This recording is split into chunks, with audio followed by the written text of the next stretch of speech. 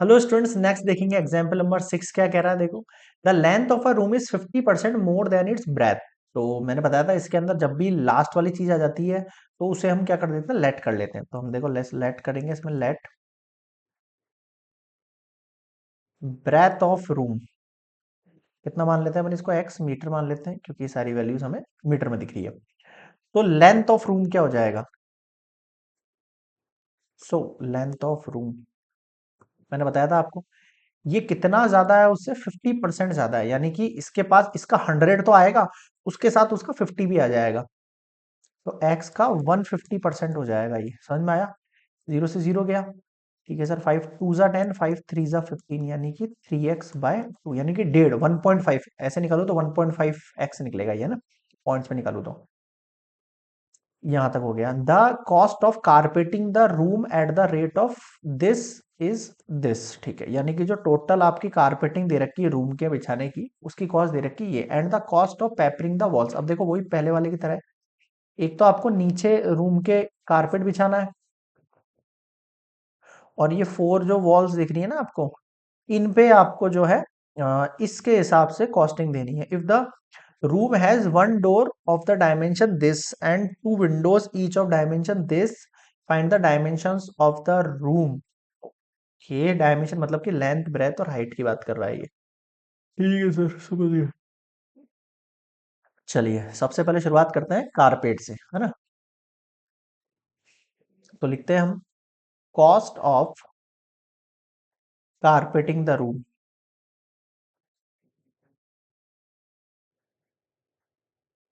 Carpeting का जो cost आएगा वो क्या आएगा, एरिया ऑफ फ्लोर को मुझे मल्टीप्लाई करना है 1 मीटर स्क्वायर कॉस्ट से।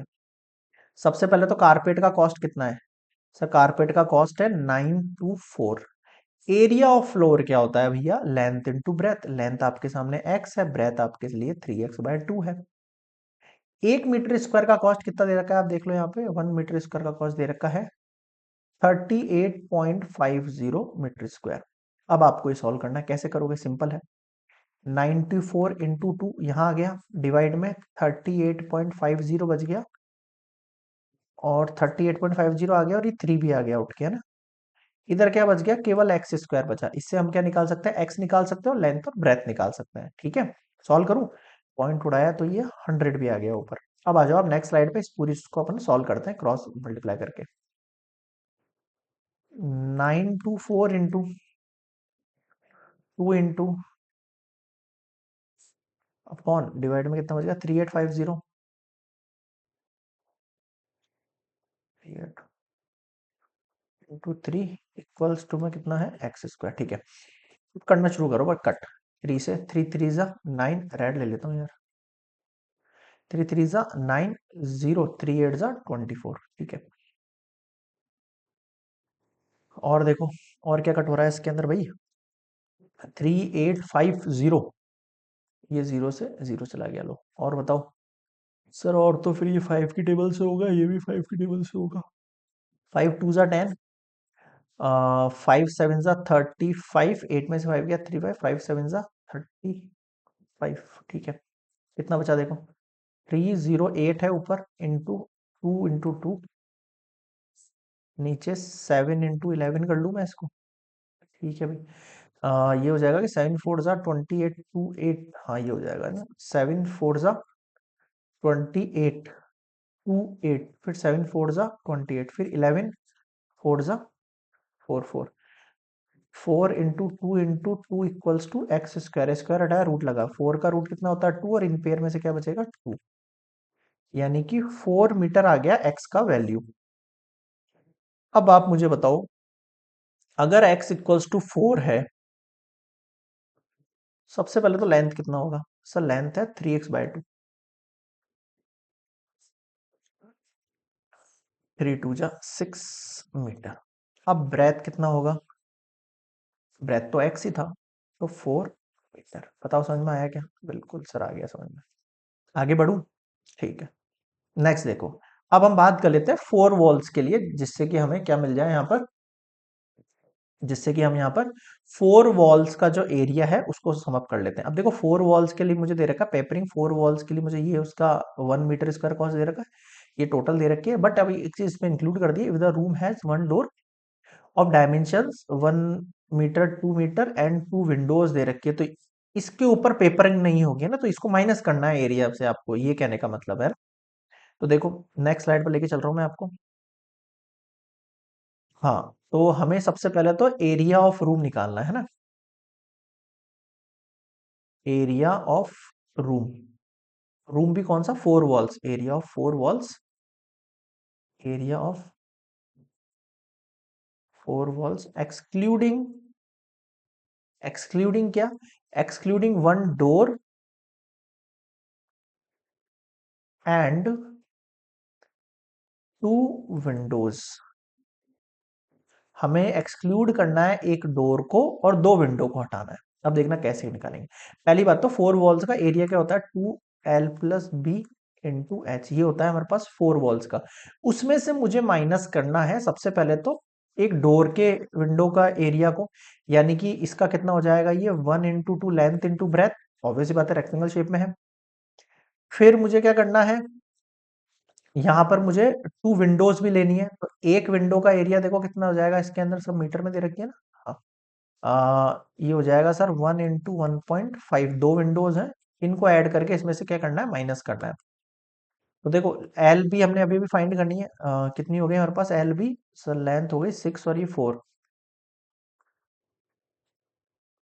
ये अपन को पता नहीं है। 2 1 = 2 प्लस 1.5 को 1 से करेंगे 1.5 आएगा, 1.5 को 2 से 15 2 33.0, तो 3 लिख देते हैं हम यहाँ पे। 6 4 कितना हो 10, 20H - 2 3 कितना हो जाएगा, 5 हो जाएगा। ये आपके पास कंबाइंड मीटर स्क्वायर आ गया है 4 वॉल्स का एरिया, जिसपे हमारा सारा काम होगा। ठीक है सर, आगे सुनो। अब आपको क्या करना है यहाँ पर, एरिया इसके लिए लिखना है cost of papering the walls, ये वाली लाइन लेनी है ना। आ जाओ नेक्स्ट स्लाइड पर। Cost of papering the walls, क्या कॉस्ट होगा उसका, एरिया ऑफ वॉल्स, ठीक है, उसको मल्टीप्लाई करेंगे 1 मीटर स्क्वायर कॉस्ट से। ये देखो ये कॉस्ट कितनी दे रखी है आपको, 214.50, और एरिया ऑफ 4 वॉल जिनके ऊपर हमारा काम है वो है 20H - 5।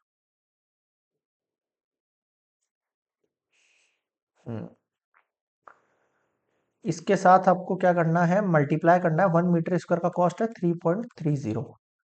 ठीक है सर, समझ गए। देखो 214.50 डिवाइड में कितना आ जाएगा, 3.30, ये पॉइंट से पॉइंट कैंसिल आउट हो जाएगा, इक्वल्स में कितना 20H - 5 बचा।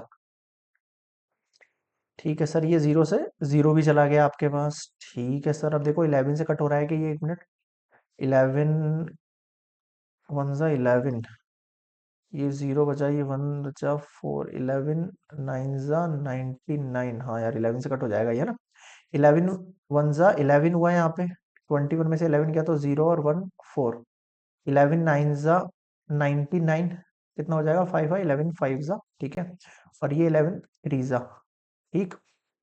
ठीक है सर, फिर 3 से 3 6 ज़ा 18, 1 5 3 5 ज़ा 15, 3 6 ज़ा 18, 1 5 3 5 ज़ा 15, कितना बच गया आपके पास 65 इक्वल्स टू 20H + -5 है यहाँ पे, है ना। इतना गुस्सा आता है ना जब ये रिकरेक्शन करना पड़ता है मुझे। उठा के उधर भेजो, कितना हो जाएगा 70, 65 70, 20H से जीरो गया, 2 से करेंगे तो 3.5, ये आ गया आपके पास H। अब मुझे बताओ यहाँ पे क्या समझ में नहीं आया। अब आपको क्या निकालना था एक्चुअल में, डायमेंशंस ऑफ द रूम, तो मैं लिख रहा हूँ यहाँ पे डायमेंशंस ऑफ रूम। लेंथ तो था आपके पास 6, ब्रेथ था आपके पास 4 मीटर, ठीक है, और हाइट आपके पास अभी भी निकाला 3.5 मीटर। अब मुझे बताओ क्या समझ में नहीं आया। क्लियर है यहाँ तक, एग्जाम्पल नंबर 6 कंप्लीटेड।